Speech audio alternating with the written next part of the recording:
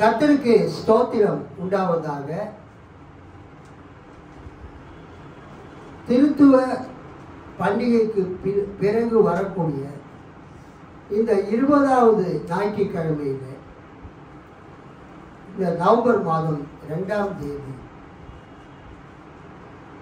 சகல ஆத்துமாக்களின் திருநாளிலே நாம் செய்திக்காக தெரிந்து கொண்ட வேத பகுதி, அது பரிசுத்த லூக்கா எழுதின நற்செய்தி நூல் 13வது அதிகாரம் 22 முதல் 30 வரை.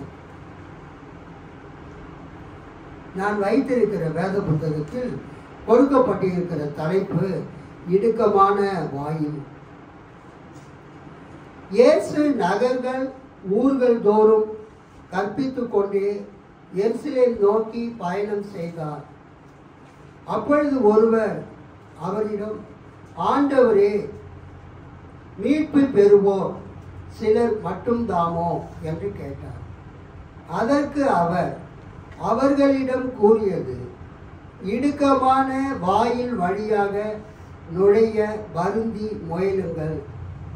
ஏனெனில் பலர் உள்ளே செல்ல முயன்றும் இயலாமற் போகும்.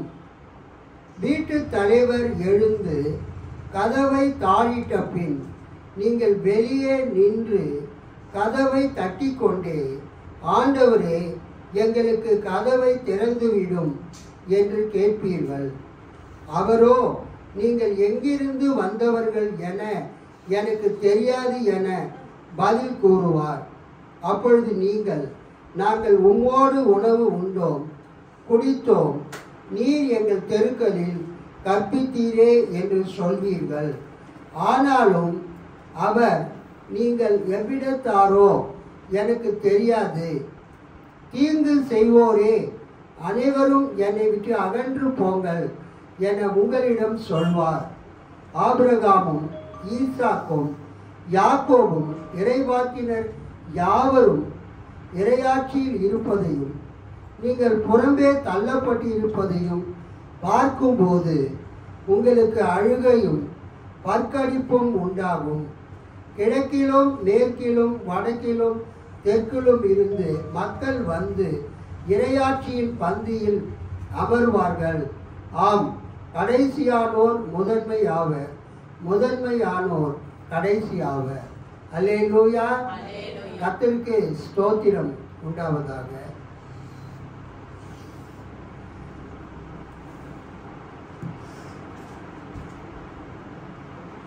பெந்தேகோஸ்தே திருநாளுக்கு பிறகு வரக்கூடிய ஞாயிற்றுக்கிழமைக்கு திருத்துவ திருநாள் அல்லது திருத்துவ பண்டிகை என்று அழைக்கப்படுகிறது. ஹோலி ட்ரினிட்டி சண்டே, தூய திருத்துவ திருநாள். அந்த தூய திருத்துவ திருநாளுக்கு பிறகு வரக்கூடிய 20வது ஞாயிற்றுக்கிழமையிலே இன்றைக்கு நாம் இருக்கிறோம். அல்லேலூயா. கர்த்தருக்கு ஸ்தோத்திரம் உண்டாவதாக. இந்த நவம்பர் மாதம்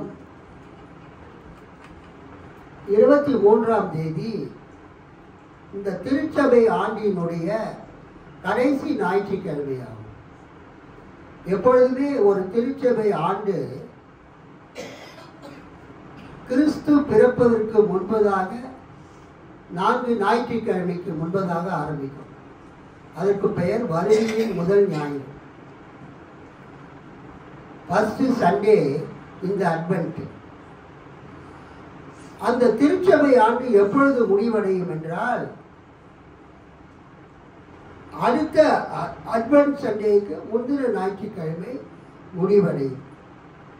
இந்த 2025வது வருடம் அட்வென்ட் சண்டே எப்பொழுது ஆரம்பிக்கிறது? 30ஆம் தேதி ஆரம்பிக்கிறது.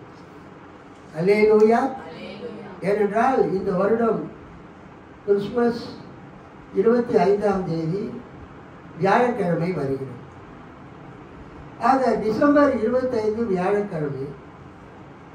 அதற்கு முன்பதாக 4 ஞாயிற்றுக்கிழமைகள் 21, 11, 7 ஆகியவைகள் டிசம்பர் மாதத்தில் வருகிறது. நவம்பர் மாதத்தில் 30ஆம் தேதி வருகையில் முதல் ஞாயிற்றுக்கிழமை வருகிறது. ஸோ ஃபஸ்ட்டு சண்டே இந்த அட்வென்ட் இந்த மாதம் 30ஆம் தேதியாக ஆரம்பிக்கிறது. இந்த வருடம் கிறிஸ்துமஸ் காலம் எப்பொழுது ஆரம்பிக்கிறது? நவம்பர் 30ஆம் தேதி. நவம்பர் 30ஆம் தேதி வருகையின் முதல் ஞாயிறு ஆரம்பிக்கிறது. நவம்பர் 23ஆம் தேதி நியாய தீர்ப்பின் ஞாயிறு, ஜட்மெண்ட் சண்டே. இந்த வருடத்தினுடைய கடைசி ஞாயிற்றுக்கிழமை, இந்த கேலண்டர் இயர், சர்ச்சு கேலண்டர் இயரில் கடைசி ஞாயிற்றுக்கிழமை நவம்பர் 23. ஆகவே இந்த திருச்சபை நாள்காட்டியை நாம் பயன்படுத்துவது மிகவும் நமக்கு பிரயோஜனமாக இருக்கிறது. அல்லேலூயா. இப்பொழுது நாம் இந்த வருட திருச்சபை ஆண்டை முடிக்கிற தருவாயிலே இருக்கிறோம். We are about to close or end the church year. 2024 இருந்து 2025 வரைக்கும் இருக்கிற இந்த திருச்சபை ஆண்டை நாம் வெகு சீக்கிரமாக முடிக்க போகிறோம். கர்த்தருக்கு ஸ்தோத்திரம். ஸோ இந்த நாளிலே ஆண்டவராகிய இயேசு கிறிஸ்து கூறின அந்த ஓமைகளை, வார்த்தைகளை நாம் என்ன செய்ய போகிறோம்? தியானிக்க போகிறோம். அல்லேலூயா. இதில் 3 காரியங்களை பார்க்கிறோம். முதல் காரியம், இயேசு கிறிஸ்து குறுகலான வாசலை, இடுக்கமான வாசலை குறித்து கூறுகிறார். The narrow door. அகலமான வாசல், உயரமான வாசல், அதுக்கு பக்கத்தில் இருக்கக்கூடிய குறுகலான வாசல், நேரோ டோரை பற்றி இயேசு பேசுகிறார். இரண்டாவது, ரட்சிக்கப்படுகிறவர்கள் எத்தனை பேராய் இருப்பார்கள்? ஒரு சிலர் தான் ரட்சிக்கப்படுவார்களா அல்லது அதிகமானோர் ரட்சிக்கப்படுவார்களா என்கிற கேள்வியை ஒருவர் கேட்கிறார். அந்த கேள்விக்கு இயேசு பதில் அளிக்கிறார். அல்லேலூயா. கர்த்தருக்கு ஸ்தோத்திரம். மூன்றாவதாக, சிலரை இயேசு கிறிஸ்து புறக்கணிப்பார். சிலரை இயேசு கிறிஸ்து புறக்கணிப்பார். அந்த புறக்கணிக்கப்படுகிற மக்களை குறித்து, ரிஜெக்ஷன், இயேசுவால் நிராகரிக்கப்படுகிற மக்களை குறித்தும் இந்த வாசித்த வேத பகுதியிலே நாம் பார்க்கிறோம். இந்த லூக்கா 13வது அதிகாரம் 22 முதல் 30 வசனங்களிலே நாம் எத்தனை காரியங்களை பார்க்கிறோம்? 3 காரியங்களை பார்க்கிறோம். ஒன்று, இடுக்கமான வாசல், குறுகலான வாசல், the narrow door. இரண்டாவது, ரட்சிக்கப்படுகிறவர்கள் அதிகமாக இருப்பாங்களா குறைவாக இருப்பாங்களா என்கிற காரியத்தை, சால்வேஷனை பற்றி பார்க்கிறோம். மூன்றாவது, ஆண்டவர் கதவை அடைக்கும் பொழுது, ஆண்டவர் இப்பொழுது கதவை திறந்து வைத்திருக்கிறார். ஆண்டவர் இந்த கதவை திறந்து வைத்திருக்கும் போது நாம் உள்ள வந்துடணும்.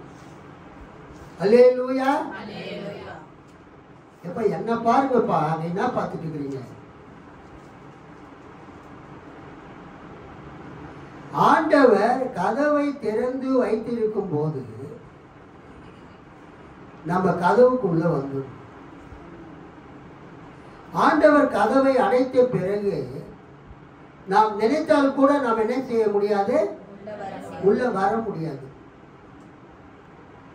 இந்த வாரமும் ஆண்டவர் அவரை ஏற்றுக்கொள்கிறதை குறித்தும், ஞானஸ்நானம் எடுக்கிறதை குறித்தும், சபைக்கு உள்ள வருகிறதை குறித்தும் இந்த வாரமும் அவர் பேசுகிறார்.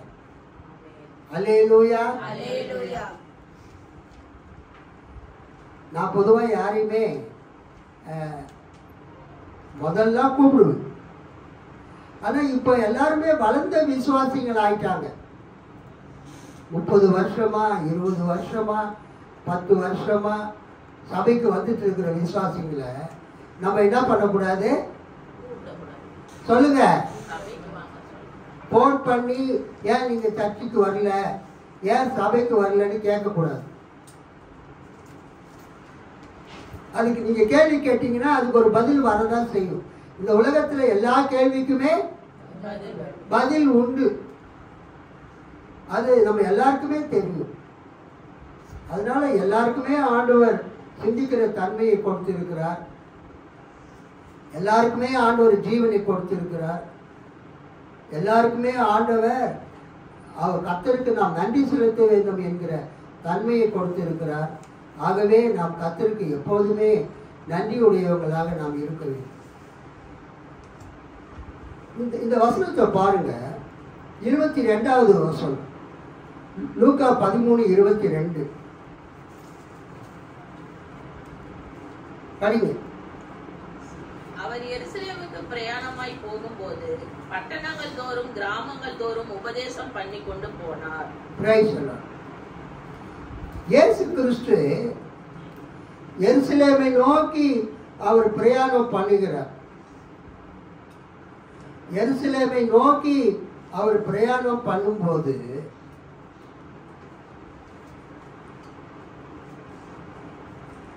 அவர் அந்த பிரயாணத்தை எங்க ஆரம்பிச்சார் என்று நாம் பார்க்க வேண்டும். மார்க்கு 10வது அதிகாரம் 31வது வசனத்தை படிங்க. மார்க்கு 10:31.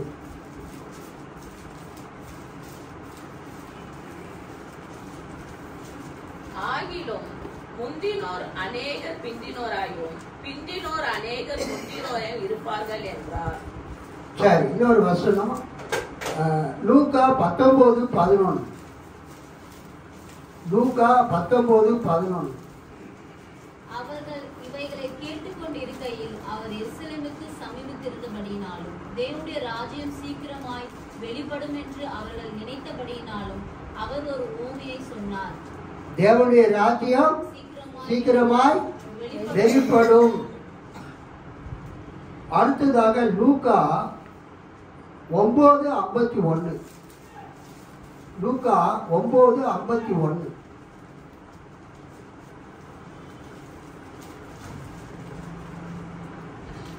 இயேசு விண்ணேற்றம் அடையும் நாள் நெருங்கி வரவே எருசலேமை நோக்கி செல்ல தீர்மானித்து தமக்கு முன் தூதர்களை அனுப்பினார். அந்த வசனத்தை படிங்க. பின்பு அவர் எடுத்துக்கொள்ளப்படும் நாட்கள் சமீபித்த பொழுது அவர் எருசலேமுக்கு போக தமது முகத்தை திருப்பி தனக்கு முன்பாக தூதர்களை அனுப்பினார். இந்த வசனம் முக்கியமானது. லூக்கா 9:51. இயேசு விண்ணேற்றம் அடையும் நாள் நெருங்கி வரவே எருசலேமை நோக்கி செல்ல தீர்மானித்து தமக்கு முன் தூதர்களை அனுப்பினார்.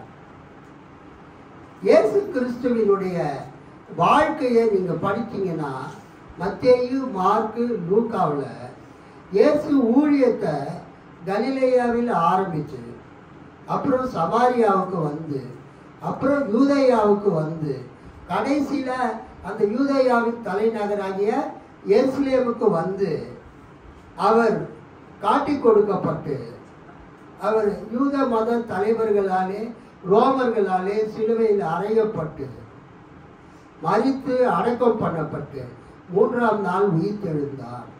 அல்லேலூயா. சோ இயேசு 3.5 ஆண்டுகள் ஊழியம் செய்தார். அந்த 3.5 ஆண்டுகள் ஊழியத்துல நம்ம என்ன பார்க்கிறோம் சொன்னா, கர்த்தருக்கு ஸ்தோத்திரம் உண்டாவதாக. நம்ம என்ன பார்க்கிறோம்? ஊழியம் செய்து கொண்டிருந்த ஆண்டவராகிய இயேசு ஒரு நாள் எருசலேமை நோக்கி போக வேண்டும் என்று அவர் தீர்மானித்து தமது முகத்தை திருப்பினார். அல்லேலூயா. கர்த்தருக்கு ஸ்தோத்திரம். இப்பொழுது இயேசு தாம் சிலுவையில் அறையப்படும்படியாக எருசலேமை நோக்கி தனது முகத்தை திருப்பி அவர் எருசலேமை நோக்கி பிரயாணப்படுகிறார். அப்படி எருசலேமை நோக்கி பிரயாணப்பட்டு வரும்பொழுது கர்த்தருக்கு ஸ்தோத்திரம் உண்டாவதாக. இந்த லூக்கா 13வது அதிகாரம் 22வது வசனத்துல நம்ம என்ன பார்க்கிறோம்?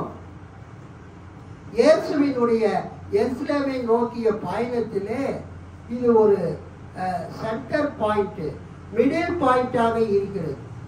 அல்லேலூயா, கர்த்தருக்கு ஸ்தோத்திரம். எருசலேமை நோக்கி போயிட்டு இருக்கிறாரு. அதுல பாதி வழி அவர் வந்துட்டார். எருசலேமுக்கு போறதுக்கு இன்னும் பாதி தான் இருக்குது. இன்னும் பாதி தான் இருக்குது, பாதி தூரம். இயேசு அந்த எருசலேமுக்கு போயிட்டு இருக்கும்போது அவரு அந்த 22வது வசனத்தை நம்ம பார்க்கிறோம். என்ன பார்க்கிறோம்? இயேசு நகர்கள் ஊர்கள் தோறும் கற்பித்து கொண்டு எருசலேம் நோக்கி பயணம் செய்தார். எருசலேமை நோக்கிய பயணத்தில் பாதி பயணத்தை முடித்து விட்டார். இப்போது மீதி பாதி பயணத்தை கண்டினியூ பண்றாரு, தொடர்றார்.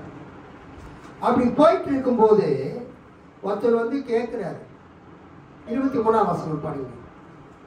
அப்பொழுது ஒருவன் அவரை நோக்கி, ஆண்டவரே, ரட்சிக்கப்படுகிறவர்கள் சிலர் பேர் தானோ என்று கேட்டான். ஆண்டவரே, ரட்சிக்கப்படுகிறவர்கள் சில பேர் தானோ என்று கேட்டார்.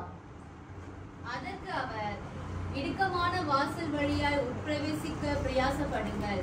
அநேகர் உட்பிரவேசிக்க வகை தேடினாலும் அவர்களாலே கூடாமற் போகும் என்று உங்களுக்கு சொல்கிறேன். ஓகே, முதல் கேள்வி, ஆண்டவரே, ரட்சிக்கப்படுகிறவர்கள் சிலர் தானோ? அந்த கேள்விக்கு நம்ம ஃபர்ஸ்ட் பதிலளிப்போம்.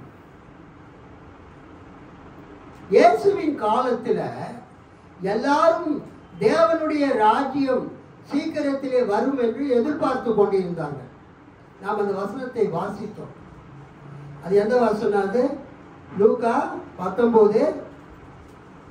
19:11 தானே? 11. படிங்க.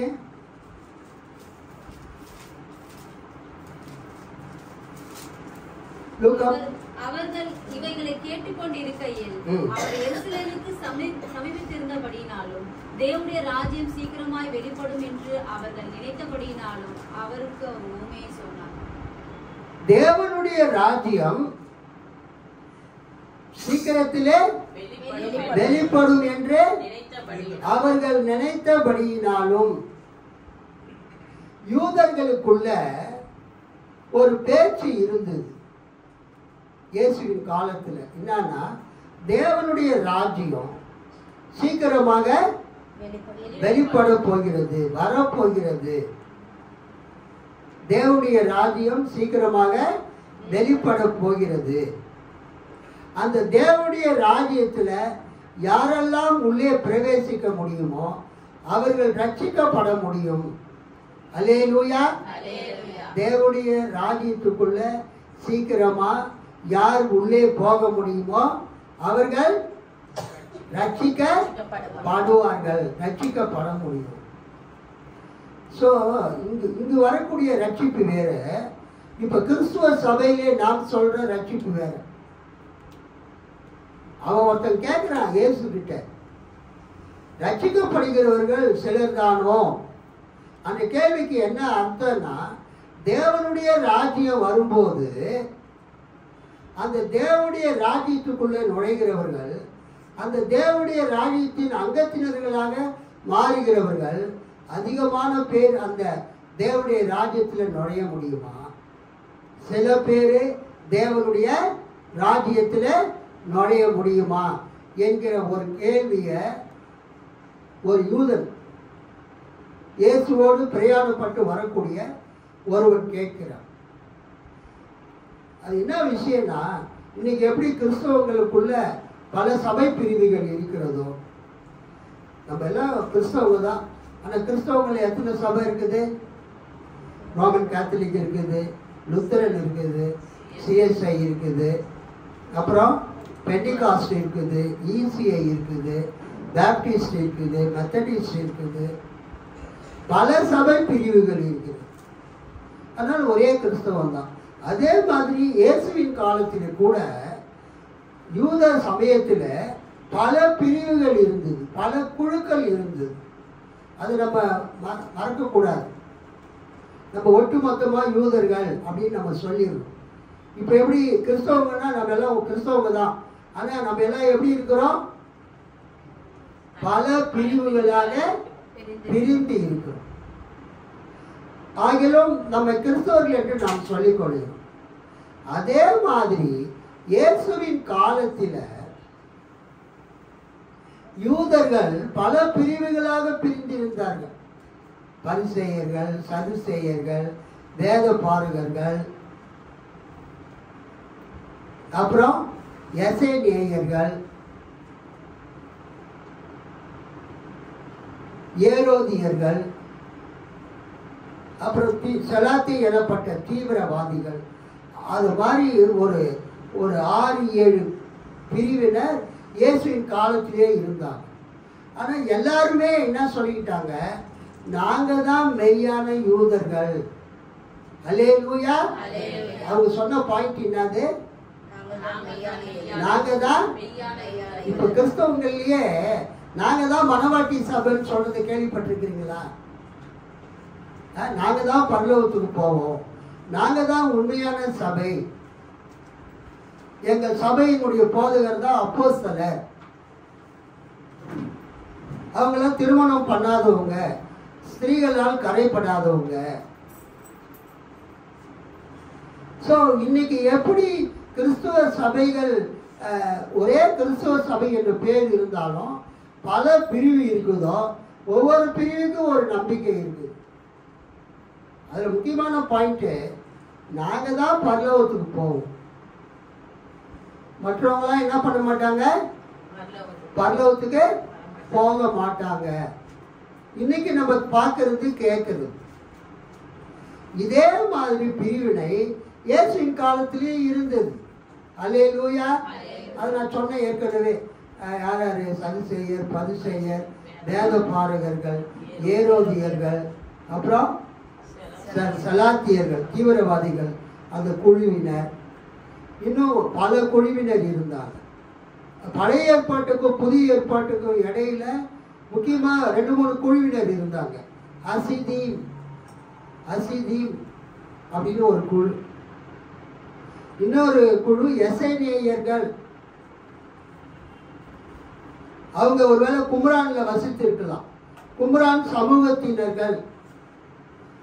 ஸோ அவங்க என்ன சொன்னாங்கன்னா, இந்த எருசலேம் தேவாலயம் எப்பொழுது அந்த நேபுகாத் நேச்சாரால் அழிக்கப்பட்டதோ, தீட்டுப்பட்டதோ, அது மறுபடியும் செருபாபேலால் கட்டப்பட்டாலும் அது தீட்டுப்பட்ட ஆலயம்.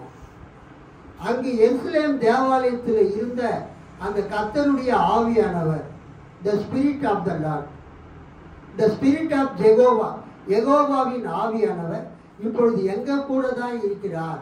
அல்லேலூயா. நாங்க இருக்கிற அந்த கும்ரான், அந்த குன்றுகளிலே, அந்த குகைகளிலே நாங்கள் ஆராதனை பண்ற இடத்துல தான் the spirit of Jehovah is existing. யெகோவாவின் ஆவியானவர் எங்கள் மத்தியில் இருக்கிறார். நாங்கள் தான் ட்ரூ இஸ்ரேல், நாங்கள் தான் மெய்யான இஸ்ரேல் என்று யார் சொன்னது? அந்த கும்ரான்ல தங்கி இருந்த, வாசம் செய்த கும்ரான் சமூகத்தினர். அவங்க கிட்டத்தட்ட எசனேயர்களுக்கு சமமானவர்கள். தானியேல் 7ஆம் அதிகாரம், 9ஆம் அதிகாரம், 11ஆம் அதிகாரத்தெல்லாம் நீங்க படிச்சீங்கன்னா அங்க உன்னதமானவர் பரிசுத்தவான்களுக்கு ராஜ்யத்தை ஒப்பு கொடுப்பார். The Most High will give the nation to the holy people. உன்னதமான தேவன், the Most High God, உன்னதமான தேவன் இந்த யூத ராஜ்யத்தை, இந்த பாலஸ்தீனத்தை ஆளுகை செய்கிற ஆளுகையை யார் கையில் ஒப்பு கொடுப்பார்? பரிசுத்தவான்கள் கையிலே ஒப்பு கொடுப்பார். நம்ம தானியேல் 7ஆம் அதிகாரம், 9ஆம் அதிகாரம், 11ஆம் அதிகாரத்தில் அது குறித்து வாசிக்கிறோம். அந்த தானியேலில் வரக்கூடிய பரிசுத்தவான்கள் யார் என்றால், இந்த ஹசிதீம் குழுவினர் தான்.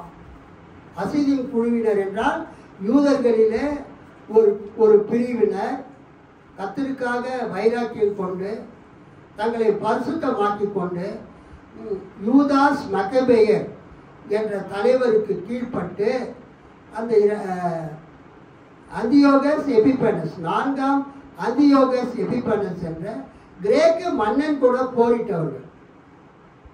அந்த தானியேல் 7ஆம் அதிகாரம் 9வது அதிகாரம் 11ஆம் அதிகாரத்தில் நம்ம என்ன பார்க்குறோம்?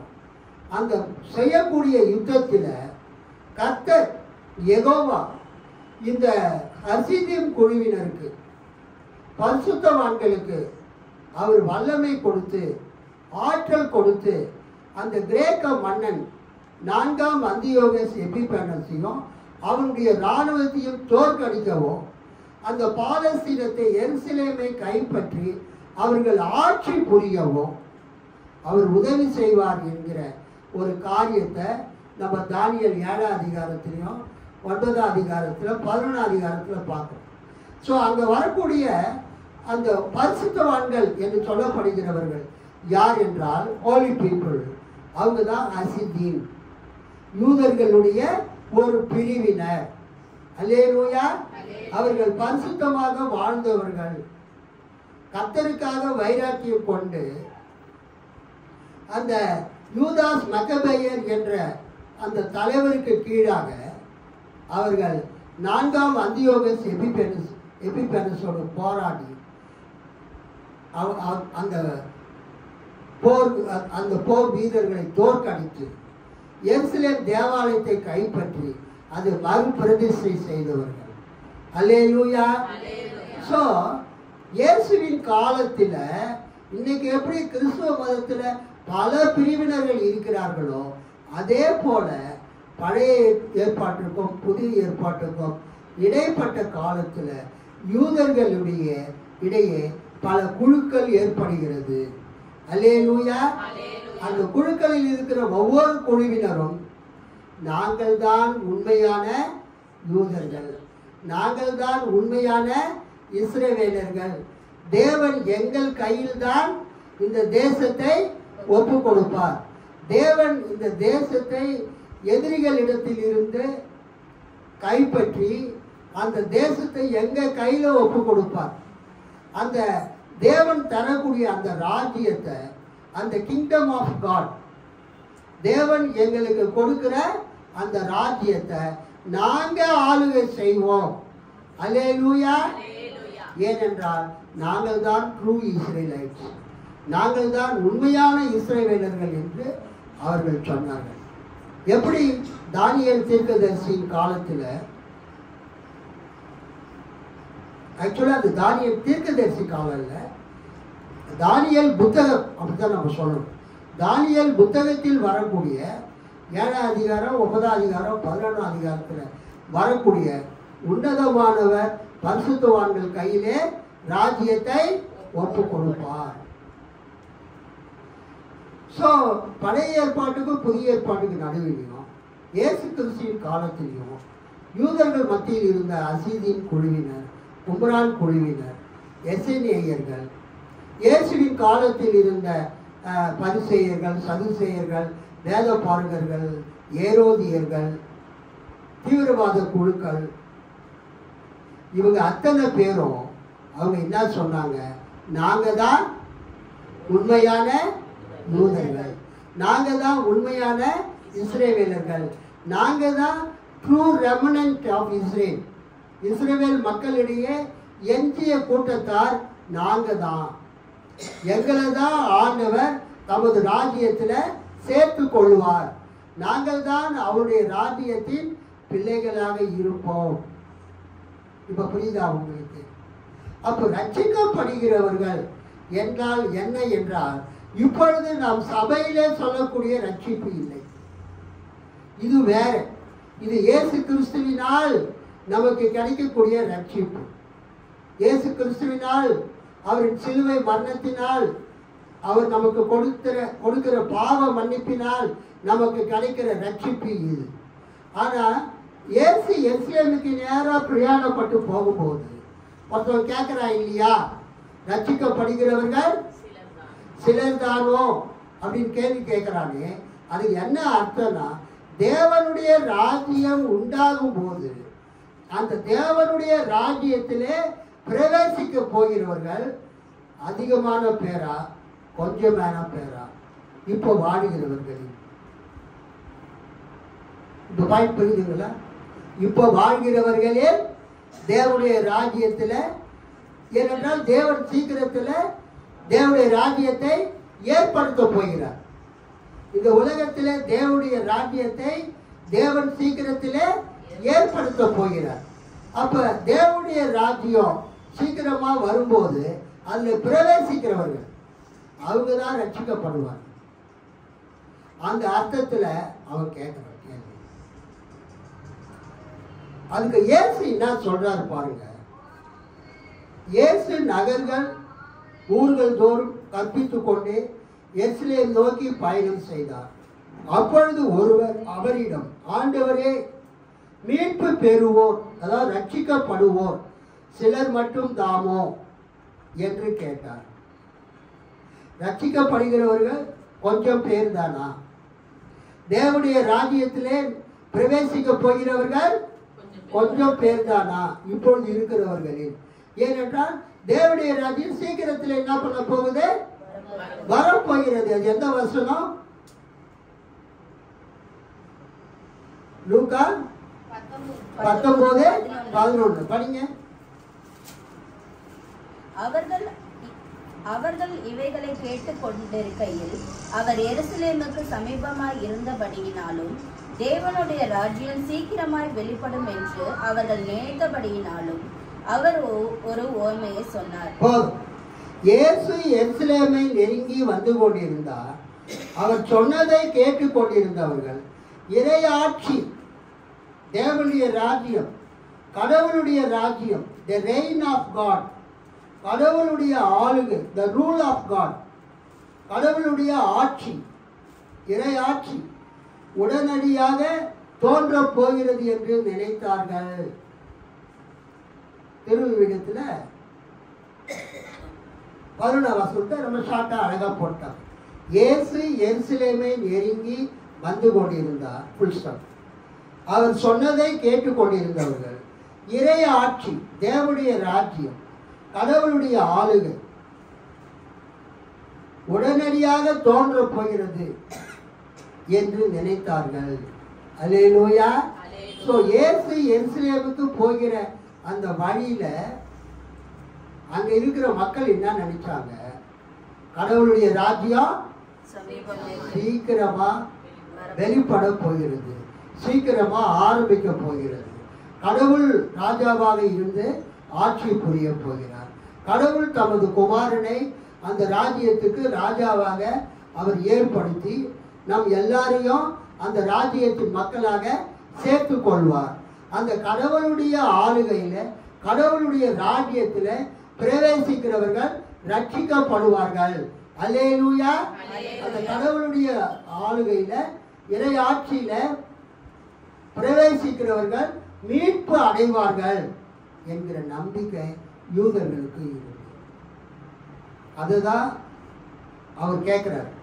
அதுக்கு இயேசு கொடுக்கிற பதில் அவர் டைரக்டா சொல்லாம இன்டைரக்டா சொல்றார். மறைமுகமாக அவர் சொல்லுகிறார். இங்க என்ன சொல்லுகிறார்? இயேசு ரட்சிப்பை பற்றி அவர் சொன்ன பிறகு, இரண்டாவது குறுகலாய் இருக்கக்கூடிய இடுக்கமான வாசலை குறித்து அவர் பேசுகிறதை நாம் பார்க்கிறோம். அதற்கு அவர் அவர்களிடம் கூறியது, இடுக்கமான வாயில் வழியாக, நேரோ கேட், இடுக்கமான வாசல் வழியாக, இடுக்கமான வாயில் வழியாக நுழைய வருந்தி முயலுங்கள்.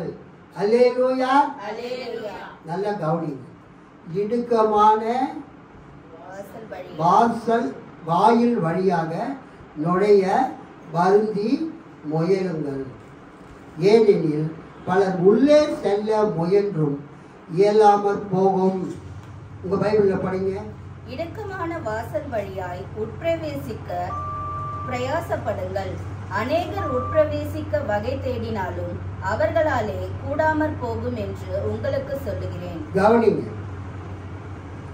இடுக்கமான வாயில் வழியாக நுழைய வருந்தி முயலுங்கள். ஏனெனில் பலர் உள்ளே செல்ல முயன்றும் இயலாமற் போகும்.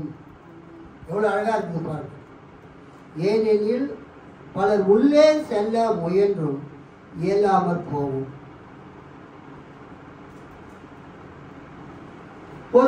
ஒரு மியூசிக், ஒரு கச்சேரி நடக்குது, அல்லது ஒரு சர்க்கஸ் நடக்குது,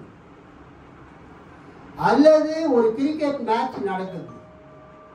ஒரு கிரிக்கெட் மேட்ச் சமீபத்தில் நம்ம தான் பார்க்கிறோம். அல்லது ஒரு மியூசிக் கன்சர்ட் நடக்குது. எல்லாம் என்ன பண்ணுவாங்க? அதுக்குள்ள போறதுக்கு முயற்சி செய்வாங்க. அந்த கிரிக்கெட் கிரவுண்டுக்குள்ள போறதுக்கோ, அல்லது அந்த ஆடிட்டோரியத்துக்குள்ள போறதுக்கோ, அந்த இசை கச்சேரி நடக்கிற அந்த தியேட்டருக்குள்ள போறதுக்கோ எல்லாரும் லைனா நிற்பாங்க. முன்னால வந்தவங்க என்ன பண்ணிடுவாங்க? எப்படியாவது சீக்கிரமா உள்ள போயிடுவாங்க.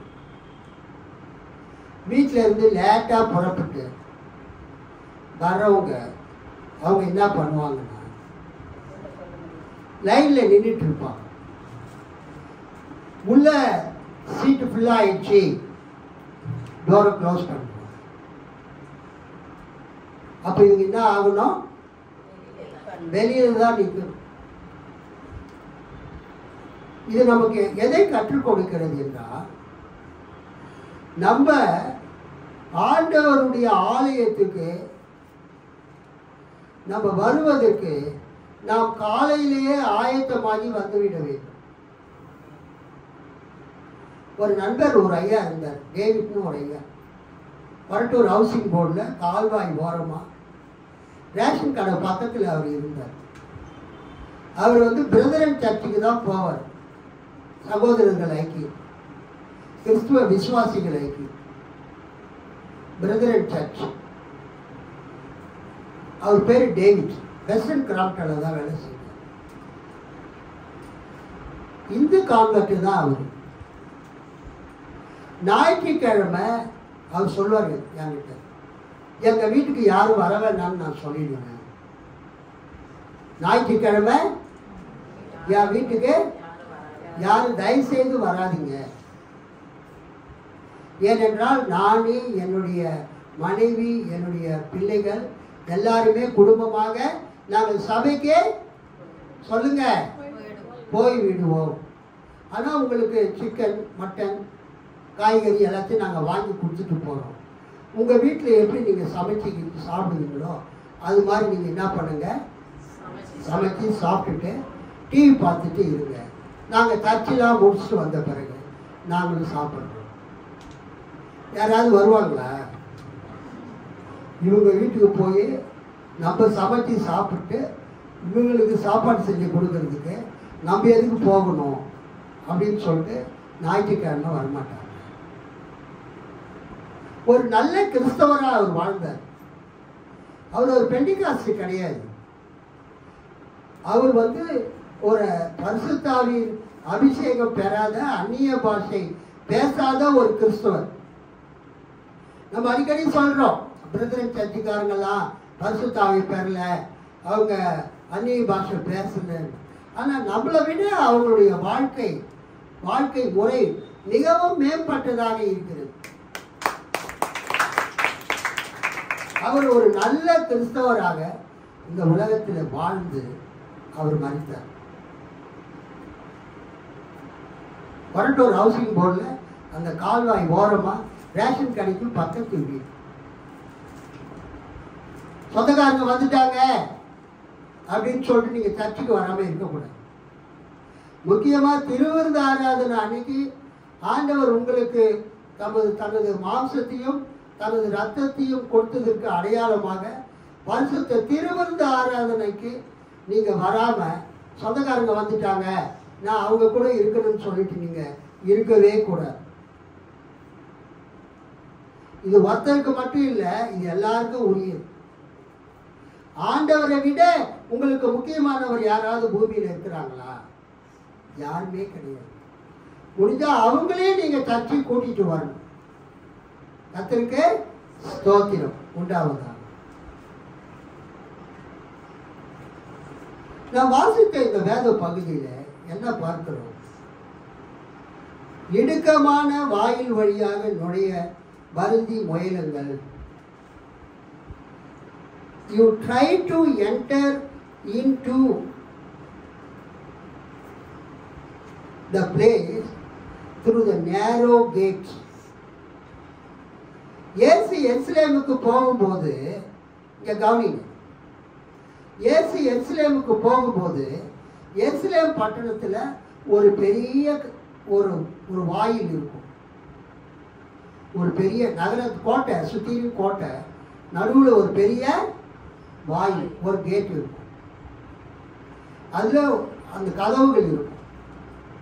நீங்கள் தரங்கம்பாடி அல்லது திருச்சி நீங்கள் போனீங்கன்னா கோட்டை இருக்கும். அந்த கோட்டையில் கதவு இருக்கும். தரங்கம்பாடியில் கோட்டை வாசல் இருக்கும். ரொம்ப உயரமான கோட்டை, கோட்டை வாசல், பெரிய கதவுகள். அதுக்குள்ளதான் ரோடு போகும். அந்த கடற்கரைக்கு போகிறதுக்கு, அந்த ஊருக்குள்ளே போகிறதுக்கு, அந்த கார்லாம் போகிறதுக்கு, பஸ்ஸு போகிறதுக்கு அந்த கோட்டை வாசல் உள்ளதான் போகும். அதே மாதிரி திருச்சிக்கு நீங்கள் போனீங்கன்னா திருச்சியில் தெப்பக்குளம்லாம் இருக்குது. மெயின் கேட் அப்படின்னு ஒரு பகுதி இருக்குது. நான் திருச்சிக்கு 2-3 தடவை போயிருக்கேன். திருச்சியில் என் நண்பர் இருக்கிறார், ப்ரொஃபஸர் பால் ரவீந்திரன். சமீபத்தில் தான் அவர் ஓய்வு பெற்றார். என்னுடைய கிளாஸ்மேட்டு, ஸ்கூல்லையும் சரி காலேஜ்லேயும் சரி, டிகிரி கிளாஸ்மேட். நான் காலையில் கூட அவருக்கு ஃபோன் பண்ணி கேட்டேன், அந்த மெயின் கேட்டை பற்றி கொஞ்சம் சொல்லுங்கள்.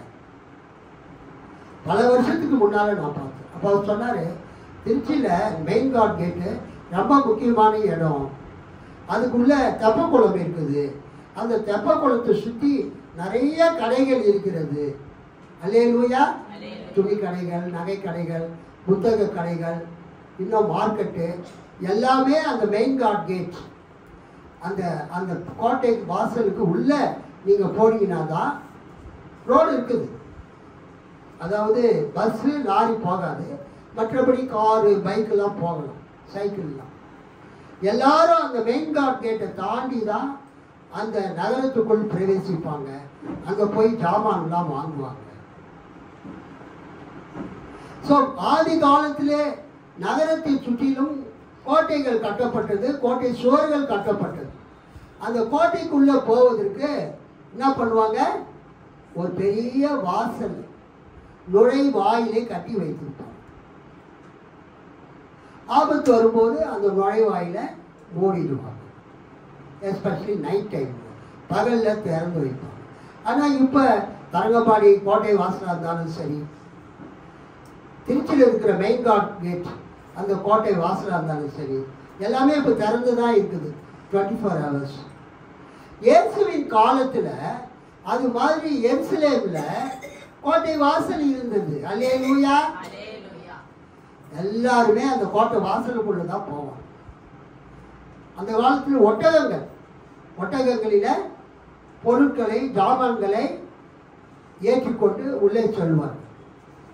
அப்புறம் வண்டிகள், கட்டை வண்டிகள், அந்த கட்டை வண்டியெல்லாம் ஜாமான்களை ஏற்றிக்கொண்டு அந்த எருசலேம் பட்டணத்துக்குள்ளே செல்லும். அதன் பிறகு குதிரைகளில் வீரர்கள் எல்லாரும் அந்த குதிரை மேலே ஏறிக்கொண்டு அந்த கோட்டை வாசல் வழியாக உள்ளே செல்வார். அதன் பிறகு நிறைய வியாபாரிகள் தோளிலே சுமைகளை சுமந்து கொண்டு அந்த பட்டணத்துக்குள்ளே செல்வார்கள். நம்ம தெருக்களிலே பார்க்கிறது போல தலையில் என்ன வச்சிருப்பாங்க? கூடை வைத்து வியாபாரம் செய்கிறவர்கள் வருவார்கள்.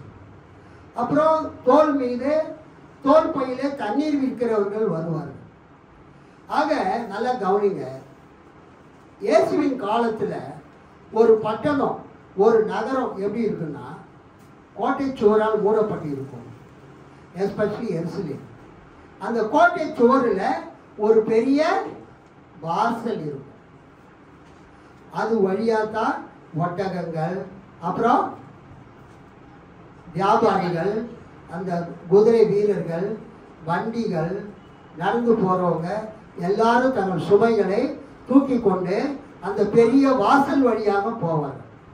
எப்போதுமே டிராபிக் ஜாம் ஆகும். பகல்ல எப்போதுமே புரியுதா? இப்போ உங்களுக்கு இது ஒரு ஓமை. இயேசு மக்களுக்கு புரிய வைக்கிறார். அகன்ற வாசல், உயரமான வாசல் வழியாக நீங்கள் செல்லும் போது ஒரே இடைஞ்சலா இருக்கும், ஒரே டிராபிக், போக்குவரத்து நெரிசல் இருக்கும். நீங்கள் உடனே என்ன பண்ண முடியாது, போக முடியாது. அவசரத்துக்கு நீங்க போகணும்னா அந்த பெரிய கோட்டைக்கு அந்த வாசலுக்கு பக்கத்துல 2 சிறு சிறு வாசல்கள் இருக்கும். அதான் பாயிண்ட்.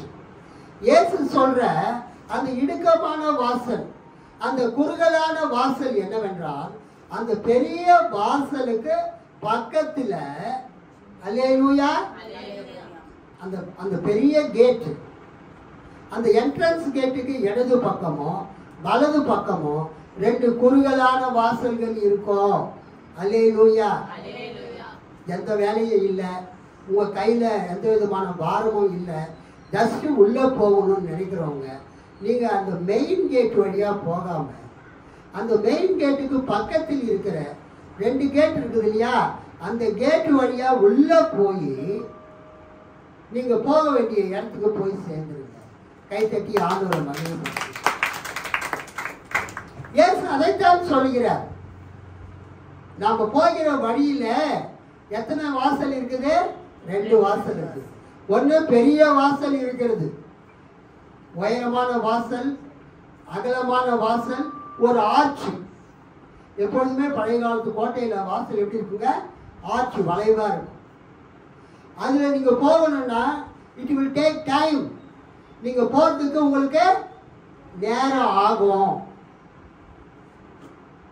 ஆனால் உங்க கையில லக்கேஜ் எதுவும் இல்லை, பாரமான சுமை எதுவும் இல்லை அப்படின்னா நீங்க என்ன பண்ணுங்க, மெயின் ரோட்டு உள்ள போகாம மெயின் கேட்ல போகாம பக்கத்தில் இருக்கிற குறுகலான வாசல் வழியாய் உட்பிரவேசிங்க. நீங்கள் போக வேண்டிய இடத்துக்கு போயிடுங்க. சத்தமா ஒரு அல்லேலூயா சொல்லுங்க. இன்றைக்கு தேவனுடைய ராஜ்யத்துக்குள் நுழைவதற்கு உயரமான கேட் இருக்குது, உயரமான அந்த ஆர்ச் கேட் இருக்குது. அது வழியா நிறைய டிராபிக் போயிட்டு வந்துட்டு இருக்குது, ஒரே டிராபிக்கா இருக்குது. பக்கத்துல 2 சின்ன கேட் இருக்குது. அல்லேலூயா. குறுகலான சாலை, குறுகலான கேட். இயேசு என்ன சொல்றாரு? கடவுளுடைய ராஜ்யத்துக்கு வருவதற்கு உங்களுக்கு நிறைய வேலை இருக்குதுன்னு சொல்லிட்டு இருக்கிறீங்க. சர்ச்சுக்கு வர்றதுக்கு டைமே இல்லைங்க. நான் எவ்வளவு முயற்சி பண்றேன், ஆனா சர்ச்சுக்கு என்ன பண்ண முடியல, வர முடியல. நிறைய கமிட்மெண்ட் இருக்குது, நிறைய வேலை இருக்குது, என்னால சர்ச்சுக்கு வர முடியல, என்னால ஆண்டவர்கிட்ட வர முடியல, என்னால ஞாயிற்றுக்கிழமை ஆராதனைக்கு வர முடியவில்லை. சாக்கு போக்கே நீங்க சொல்லக்கூடாது. இது இயேசு சொல்ற.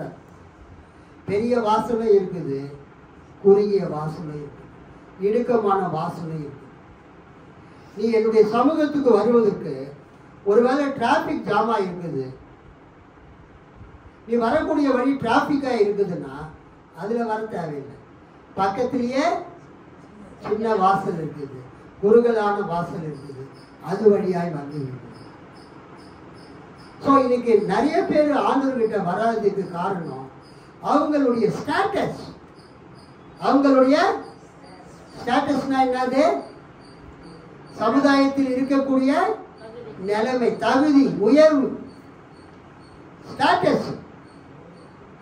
மத சம்பந்தமான தகுதி, சமுதாயத்தில் இருக்கிற தகுதி, அரசியலில் இருக்கிற தகுதி, குடும்பத்தில் இருக்கிற பாரம், இது எல்லாம் அவங்களை என்ன பண்ணிட்டு இருக்குது, நெருக்கிட்டு இருக்குது. நீங்கள் ஊருக்கு போகும்போது எப்போதுமே லைட் வெயிட்டை தான் தூக்கிட்டு போகணும். ஊருக்கு போகும்போது எப்படி போகணுங்க? சும்மா நான் எப்போதுமே இந்த தோலில் மாட்டுற பை தான் மாட்டிட்டு போகிறேன். ஒரு பைபிளு, ஒரு டைரி, ஒரு பாட்டு புக்கு, ஒரு லுங்கி, ஒரு டவலு, இல்லை எங்கேயாவது தூரமாக போகும்போது, அல்லது ஒரு சின்ன சூட்கேஸில் எடுத்துகிட்டு போகணும். நம்ம ஊருக்கு போகும்போது இந்த கையில் 2 சூட்கேஸு, இந்த கையில் 2 பெரிய பேக்கு, அப்புறம் ஒரு பெரிய மூட்டை, இது எல்லாத்தையும் நீங்கள் எடுத்துகிட்டு போன எந்த காலத்தில் போய் நீங்கள் ஊருக்கு சேர போகிறீங்க? நீங்கள் ட்ராவல் பண்ணும்போது எப்போதுமே லைட் வெயிட், குறைந்த லக்கேஜ் கொண்டு போனீங்கன்னா வீட்டுக்கு சீக்கிரமாக போய் சேர்த்துருங்க. அதிகமான பாரத்தை, சுமையை நீங்கள் தூக்கிட்டு போனீங்கன்னா நீங்கள் போய் சேர்றதுக்கு லேட் ஆகும், ரொம்ப கஷ்டம். இந்த காலை நேரத்தில் அதைத்தான் ஆண்டவர் சொல்கிறார். ஆண்டவர் என்ன சொல்கிறாருன்னா, என்னுடைய ராஜ்யத்துக்கு வருவதற்கு உங்களுக்கு தடை காணப்பட்டால் அந்த ஹைவே, அந்த பெரிய ஆர்ச்சி கேட்ல, மெயின் கார்ட் கேட்ல நீங்க வந்துதான் எல்லாரும் போன பிறகுதான் நீங்க வரணும்னா அந்த வழியா போகாதீங்க. சீக்கிரமா வருவதற்கு அந்த கேட்டுக்கு பக்கத்துல என்ன இருக்குது? சின்ன கேட்டு, குறுகிய வாசல் இருக்குது. அந்த குறுகிய வாசல் நீங்க என்கிட்ட வந்து சேர்ந்தீங்க. ஸோ இந்த நான் அடிக்கடி என் ஒய்ஃப் கிட்ட சொல்லுவேன், ஞாயிற்றுக்கிழமையில துணி துவைக்க கூடாது, தூங்கி வச்சோம். அப்போதான் அன்னைக்கு போயிட்டு எல்லாம் வாஷிங் மிஷினில் போட்டுருப்பாங்க சர்ச்சுக்கு போகிறதுக்கு முன்னாடி. ஞாயிற்றுக்கிழமையில நீங்கள் எதையுமே பண்ணக்கூடாது. தூங்கி எழுந்தவொடனே ஒரு காஃபி குடிச்சிட்டு ஒரு டீயை குடிச்சிட்டு சர்ச்சுக்கு வந்துடணும். ஞாயிற்றுக்கிழமை ஆனால் விசிட்டர்ஸை வர வைக்கிறது, ஞாயிற்றுக்கிழமை சொந்தக்காரை வர வைக்கிறது, ஞாயிற்றுக்கிழமை உறவினர் வீட்டுக்கு போகிறது, அந்த பிஸ்னஸ் எல்லாம் நீங்கள் தூக்கி போட்டுடணும். அதைத்தான் இயேசு இன்னைக்கு சொல்றார். உயரமான அகலமான நெரிசல் மிகுந்த வாசல் வழியாக நீங்கள் பிரவேசியாதீங்கள், நீங்கள் வந்து சேர முடியாது. அல்லேலூயா. குறுகலான வாசல் வழியா, லக்கேஜ் குறைவா இருக்கணும், கமிட்மெண்ட் குறைவா இருக்கணும், நீங்க வந்து சேர்ந்து விடுங்க. மூணாவது பாயிண்ட் பாருங்க, ரிஜெக்ஷன். முதலாவது ரட்சிப்பை பற்றி பார்த்தோம், ரெண்டாவது குறுகலான வாசல், இடுக்கமான வாசலை பற்றி பார்த்தோம், மூன்றாவது ரிஜெக்ஷன், புறக்கணிப்பு.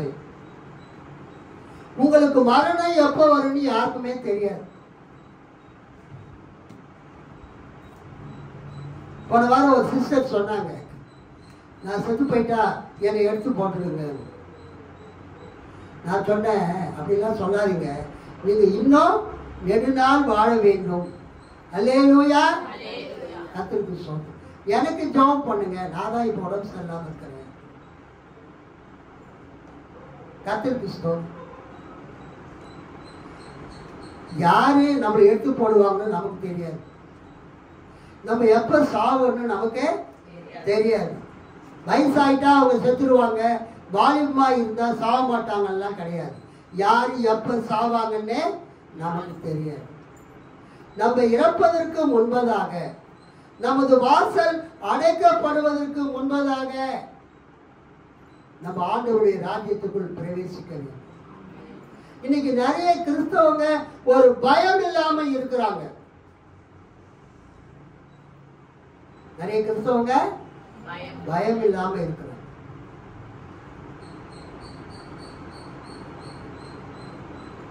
உங்களுக்குன்னு ஆண்டவர் கொடுத்த சபைக்கு நீங்க போங்க, உங்களுக்குன்னு ஆண்டவர் வச்சிருக்கிற சபைக்கு நீங்க வாங்க. இன்னைக்கு நிறைய பாஸ்டர்ங்க என்ன பண்றாங்கன்னா, தங்கள் சபையை பெரிதாக்க வேண்டும் என்று மற்ற சபையில் இருக்கிற ஆத்துமாக்களை எல்லாம் தங்கள் சபைக்கு கொண்டு வரக்கூடிய வேலையில் இருக்கிறார்கள்.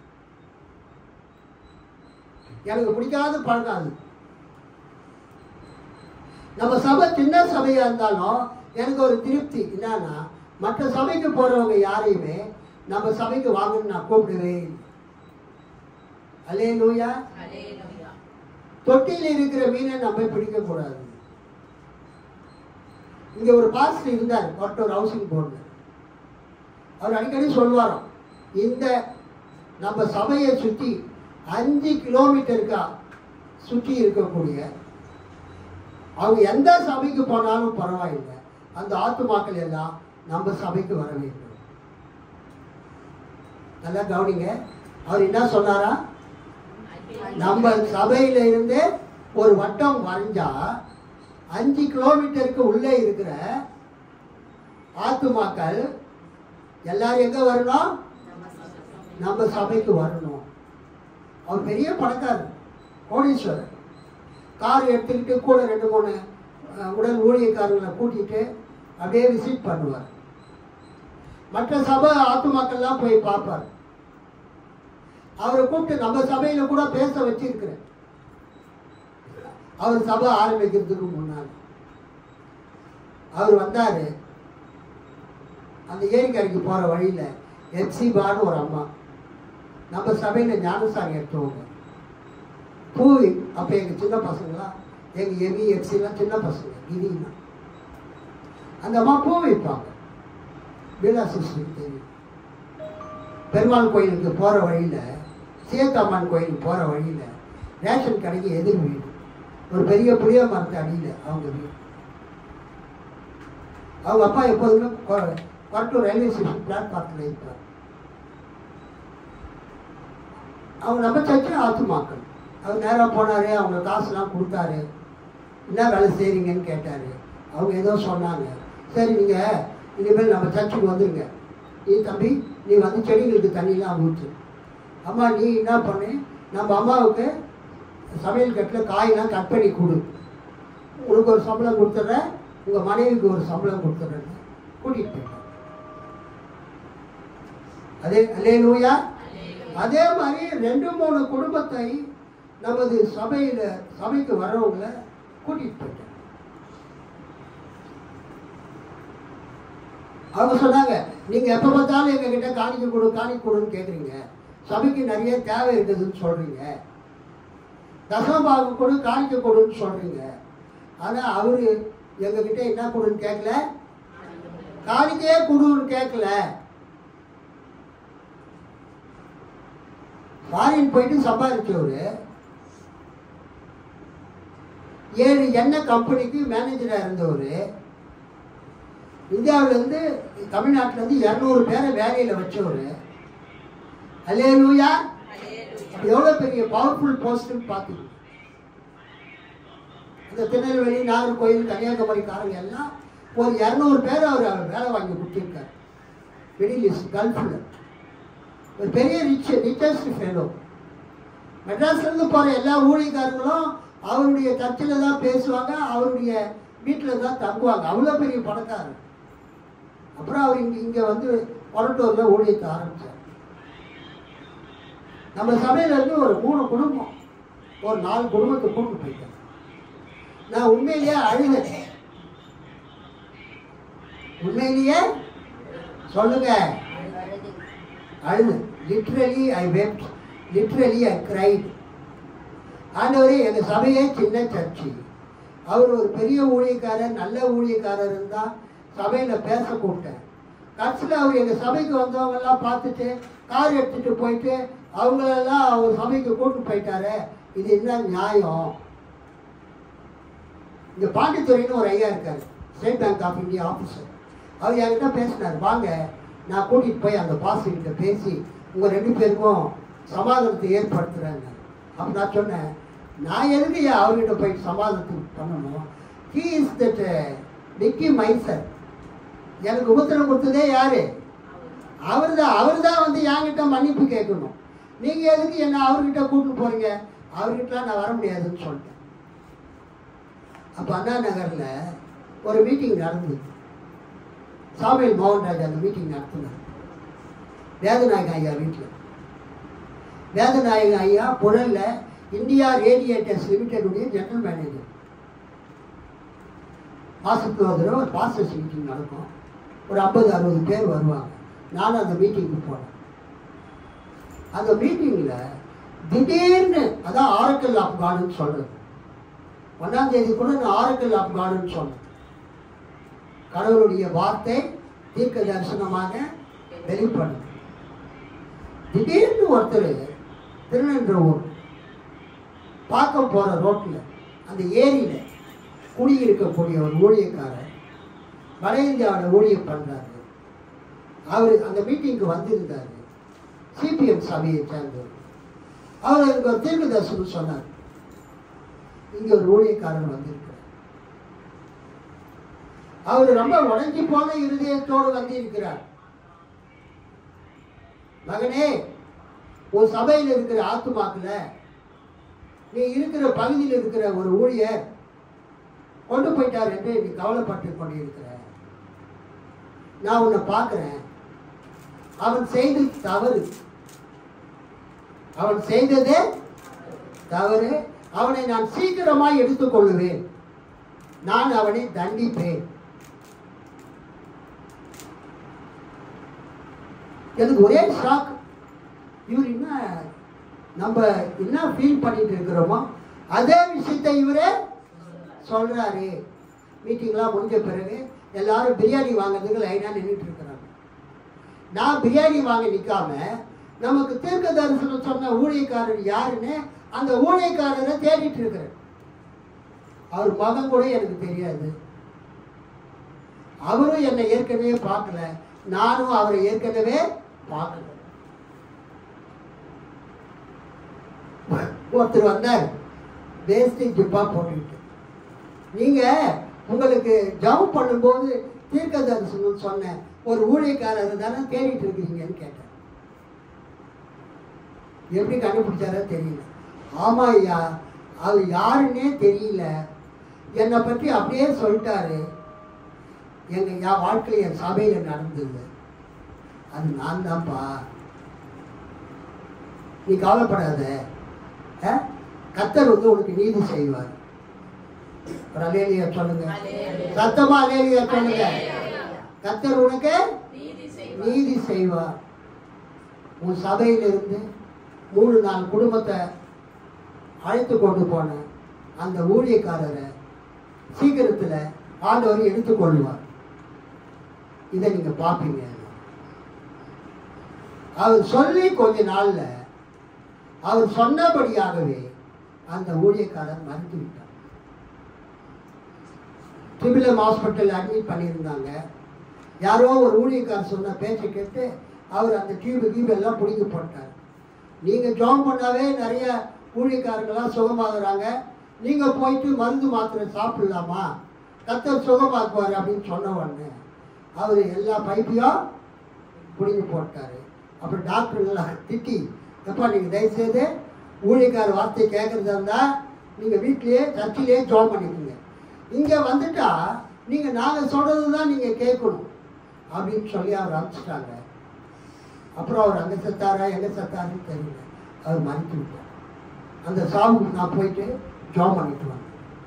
இதை எதுக்கு சொல்றேன்னா, ஆத்துமாக்களை சேர்ப்பதற்காக மற்ற சபைக்கு போற ஆத்துமாக்களை எல்லாம் நாம் சேர்க்கக்கூடாது. இன்னைக்கு அதுதான் நடந்துட்டு இருக்குது. உங்க சபையில் ஆவியானவர் இல்லை, உங்க சபையில் அற்புதம் இல்லை, உங்க சபையில் அடையாளம் இல்லை, எங்க சபைக்கு வாங்க, எங்க ஊழியக்காரர் தீர்க்க தரிசனம் சொல்றாரு, எங்க சபையில அற்புத அடையாளம் நடக்குதுன்னு நிறைய பேர் மக்களை பிரெயின் வாஷ் பண்ணி, உங்க சபையில ரட்சிப்பு இல்லை, எங்க கிட்ட வாங்க, பண்ணவே கூடாது. அல்லேலூயா. One holy catholic apostolic church. சபை ஒன்றுதான். சபை பரிசுத்தமானது. சபை அப்போஸ்தலருடைய பிரமாணத்திலே வரக்கூடியது. சபை உலகம் முழுவதும் இருக்கக்கூடியது. எல்லா சபைகளுக்கும் நம்ம சபை என்கிற மரியாதையை கொடுக்க வேண்டும். இந்த சபையில தான் ஆவியானவர் அசைவாடுறார், அந்த சபையில் ஆவியானவர் அசைவாடல, அங்கதான் அப்போஸ்தலர்கள் இருக்கிறாங்க, தீர்க்கதரிசிகள் இருக்கிறாங்க, இங்க தீர்க்கதரிசிகள் இல்லைன்னா நம்ம சொல்லக்கூடாது. அல்லேலூயா. எல்லா சபையும் ஆண்டவருடைய சபை. எல்லா சபை போதகர்களும் ஆண்டவரால் அழைக்கப்பட்டவங்க. சில சபையில் ஆவியானுடைய கிரியைகள் வெளிப்படுகிறது, சில சபையில் ஆண்டவருடைய கிரியைகள் வெளிப்படவில்லை. ஆகவே அநேகர் கிழக்கில் இருந்தோம், மேற்கில் இருந்தோம், வடக்கில் இருந்தோம், தெற்கில் இருந்தோம் சபைக்கு வருவார்கள். லூக்கா இருந்த சபையில புறஜாதிகள் அதிகமாக இருந்தாங்க. அதனால அவர் என்ன பண்றாருன்னா, கிழக்கு மேற்கு வடக்கு தெற்கில் இருந்து புறஜாதிகளும் சபைக்கு வருவாங்க, யூதர்களும் சபைக்கு வருவாங்க.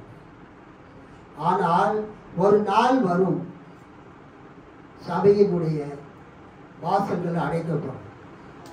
தேவனுடைய ராஜ்யத்தினுடைய உள்ள வர வாசல் அடைக்கப்படும். மத்தேயு 25:10 படும்.